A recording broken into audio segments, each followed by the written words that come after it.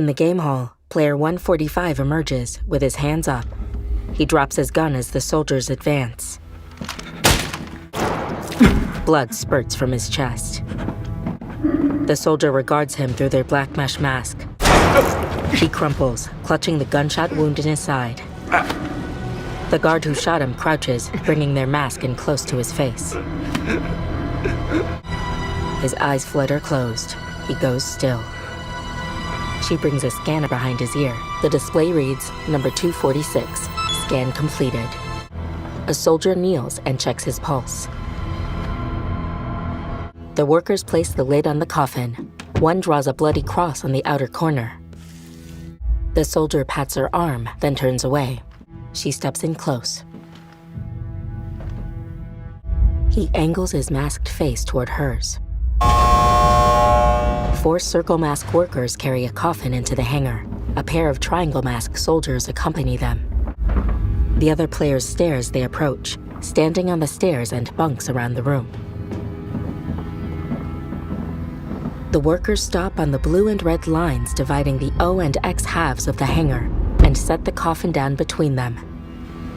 In unison, they turn and march away.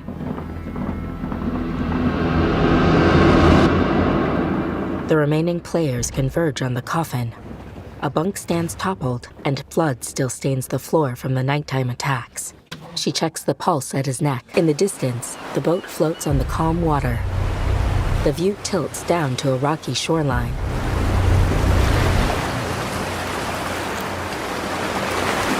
The drone pilot's body lies beached on a rock. The surf washes over his legs. The scene fades to black. Several blurry forms stand nearby. He slowly sits up. He grabs one of the supporting poles of the bunk and pulls himself to his feet. Blood smears his left temple. He scans the hangar. The other players all stare back at him and exchange looks amongst themselves.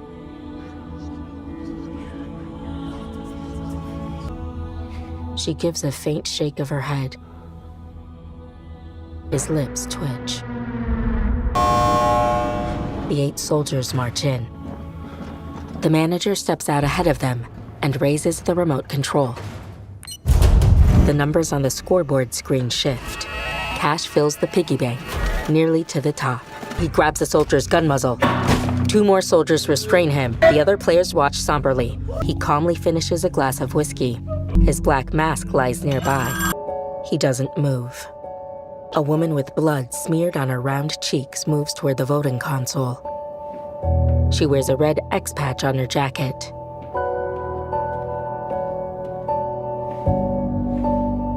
She stops, staring down at the red X button and blue O button. 0 X's, 1 O. The O players grin. The X's stare. Player 448 exchanges her X patch for an O. The black jumpsuited officer turns to face him. The light gleams softly on his black faceted mask. The large screens on the walls show feeds of workers moving coffins toward the furnaces. One coffin stops momentarily on its way into a furnace. A wet cross gleams on its corner. The workers push it into the furnace and shut the door.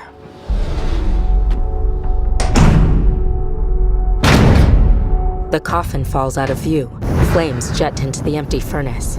Elsewhere, 2 managers move into a dark, indistinct space. They turn on flashlights, illuminating a staircase.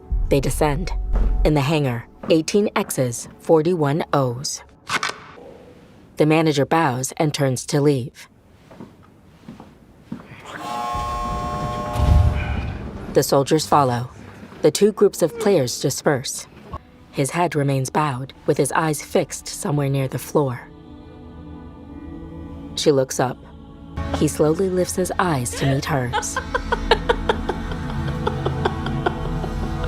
He grabs her throat. Her lackeys pull her free. He lunges out at her, straining the chain of his cuffs.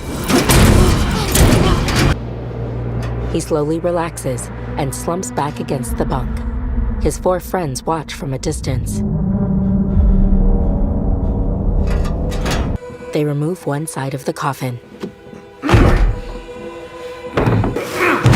They move him onto a metal table. He takes off his mask, revealing his short hair. The wavy-haired soldier lets out a breath. The two other soldiers, the doctors, return to their work. She takes off her mask and sets down her gun. Two of them move the coffin away. The short-haired soldier beckons. The wavy-haired guard reaches for his gun. She shoots him. She takes his pistol and shoots him once in the torso, then kills one of the doctors. She rises, keeping the pistol aimed at the short-haired guard. He reaches for her stolen weapon. She fires a warning shot. She steps toward him. He stares up at her. He grins. Blood drips from the bullet hole in his forehead. She lowers the pistol. The remaining doctor peeks out, with his hands in the air. The doctor nods. In the hangar, the players line up on their sides to receive a meal.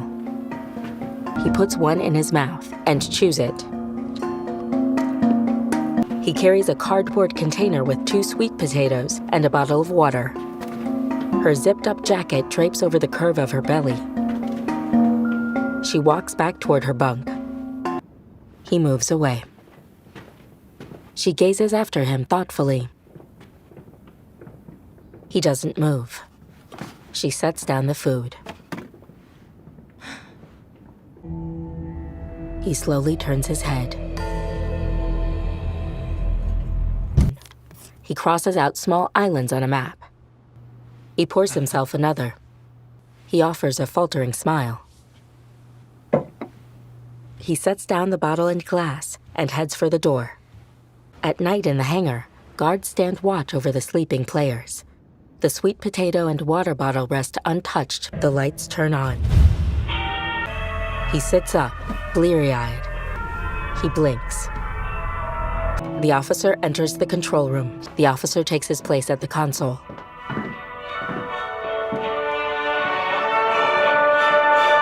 The players move through the bullet-gouged game hall. Her mouth drops open. Above, the corpses of the dead rebels dangle by their wrists from a giant mobile. A tall gumball machine stands in a black room with a yellow floor. The players enter through a doorway shaped like a knife. 2 colors of balls rest in the machine, blue and red. Balls shift in the clear bubble of the gumball machine. A billiard-sized blue ball rolls into the retrieval slot. A player picks it up and moves aside. Another player steps up. A guard watches, pointing to either side as players receive their balls. She turns the shiny metal handle of the gumball machine. A blue ball rolls out. She picks it up. He shoots her a look, then moves to the other side of the room. She glances behind her and moves to join her teammates. A blue ball rolls out. He holds it up, frowning. He shares a somber look with his mother. He gives a halting nod. The players stand divided into 2 groups. They all look back. He slowly moves to the machine, where a single red ball remains.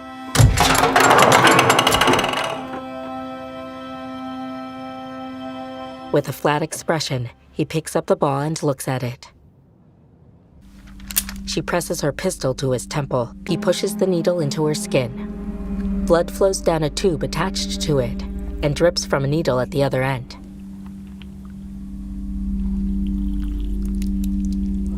In the black and yellow room, the players wear blue or red vests. The manager stands by another entryway, shaped like a keyhole. Workers hand out blue boxes. The workers continue handing out small, flat boxes to the blue team. They share a terrified look. The workers hand out red boxes to the red team, each with a circle, a square, and a triangle on the lid. He touches the blade to his finger. Blood wells up. The new drone pilot steps aboard. The boat moves away from its berth. He gets into the van. A slight Korean man with his hair shaved at the sides sits at the wheel. They both make hand shapes. In the game room, he grabs his knife and leaves. He grabs her. They regard each other for a long moment.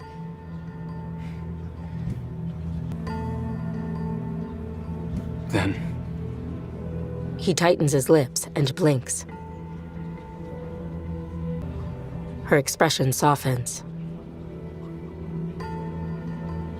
Tears gleam in her eyes. She grips the knife tightly.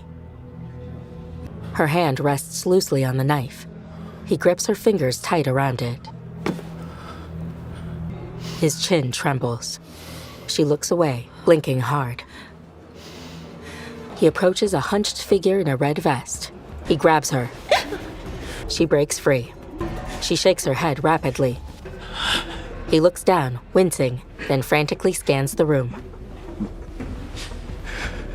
The search boat races across the water.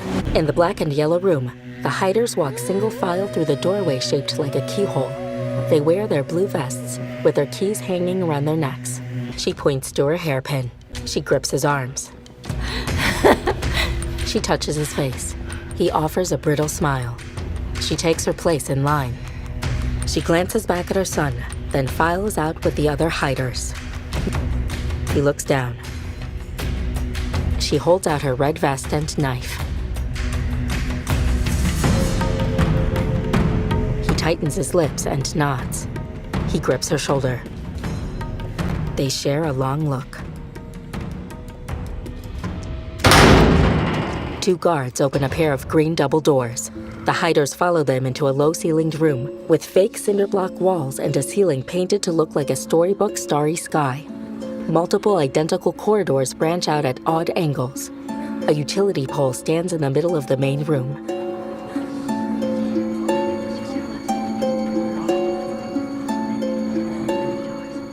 The hiders all look around as the doors swing shut.